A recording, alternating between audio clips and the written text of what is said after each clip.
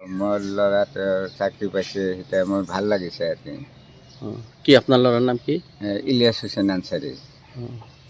তেওঁ ক'ত চাকৰি পাইছে? এতিয়া লণ্ডনত চাকৰি পাইছে। আপোনাৰ ঘৰৰ অৱস্থা ইমান বেয়া, তাৰ পাছতো কেনেকৈ লিখা পঢ়া কৰালে? মানে সৰু অৱস্থাত আমি এই ল'ৰাটোক এই চাকলা প্ৰাইমেৰীতে পঢ়ছিল, বহুত কষ্ট কৰি। তাৰপিছত আমি ধুমেৰকুৰ হাফিজি মাদ্ৰাছাত পঢ়িব দিছিলোঁ।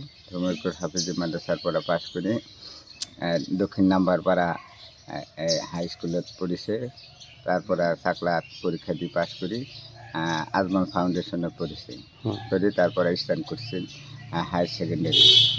ইয়াৰ পৰা পঢ়ি আইন বিভাগত পঢ়ে এই গুৱাহাটী, এতিয়া শ্বিলং।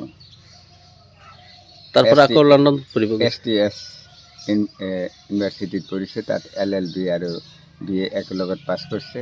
তাৰ পৰা জামিয়া মিলিয়া ইউনিভাৰ্চিটিৰ পৰা LLM পাছ কৰি যোৱা বছৰ লণ্ডনত পঢ়িব গৈছে। এতিয়া আপোনাৰ কেনেকুৱা অনুভৱ হৈছে? এতিয়া মোৰ ভাল লাগি আছে আৰু কি। ল'ৰাটো আমাৰ অসমৰ পৰা বা ইণ্ডিয়াৰ পৰা যাই চাকৰি পাইছে, এতিয়া ভাল হৈছে। আপোনাৰ নাম? মোৰ নাম হাবিবুল্লাহ হুছেইন আনচাৰী। আনচাৰীৰ ল'ৰাটো যেতিয়া ইমান দৰিদ্ৰ তলত থকা মানুহ, দৰিদ্ৰ সীমাৰেখাৰ তলত থকা মানুহজন ইমান কষ্ট কৰি লেখা পঢ়া কৰাই আজি লণ্ডনত চাকৰি কৰিছে। এতিয়া আমাৰ চাকলাৰ গৌৰৱ। আমাৰ ইয়াৰ পৰা ল'ৰা এটা যায় লণ্ডনত চাকৰি কৰাটো আমাৰ চাকলা গাঁওবাসীৰ কাৰণে গৌৰৱ। দৰিদ্ৰতা হেঙাৰ হ'ব নোৱাৰে, সেয়া প্ৰমাণ কৰিলে নেকি? হয়, এইটো প্ৰমাণ কৰিলে যে কষ্ট কৰিলে যে কিবা এটা পোৱা যায়, তাৰ এটা প্ৰমাণ। নথৈ আনন্দিত হৈছোঁ। আমাৰ চাকলা গাঁৱৰে ল'ৰা হাফিজ ইলিয়াছ আহমেদ এইখন বিদ্যালয়তেই পঢ়িছিল।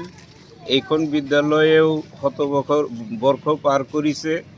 তেখেতে আমাৰ স্থানীয় ল'ৰা, আমাৰ এই ল'ৰা, তেখেত সুদীৰ্ঘ আপোনাৰ লণ্ডনত গৈ যিটো পেৰা লিগেল অফিচাৰ আইন বিভাগৰ চাকৰি পালে আমি নথৈ আনন্দিত, আমাৰ গাঁওবাসীও আনন্দিত, আমাৰ বিদ্যালয় কৰ্তৃপক্ষও আনন্দিত। মুঠতে আমাৰ এইখন অঞ্চলত এটা আনন্দৰ উল্লাস বৈ গৈ আছে। তেওঁৰ ঘৰৰ অৱস্থা কেনেকুৱা আছিল? ঘৰৰ অৱস্থা একেবাৰেই শোচনীয়। দেউতাকেও কাম বন কৰিব নোৱাৰে, বেমাৰী নিচিনা মানুহ। সি নিজে অসম চৰকাৰৰ পৰা বিভিন্ন ফালৰ পৰা সহায় পায় আৰু বৃত্তি হিচাপেও কিবা এটা পাই লিখা পঢ়া কৰিছে। আজমল ফাউণ্ডেশ্যনে তাক সহায় কৰিছে, আজিলৈকেও তেওঁ সহায় কৰি আছিল। গাঁওবাসী উৎফুল্লিত? গাঁওবাসী আমি আটাইয়ে খুব উৎফুল্লিত হৈছোঁ।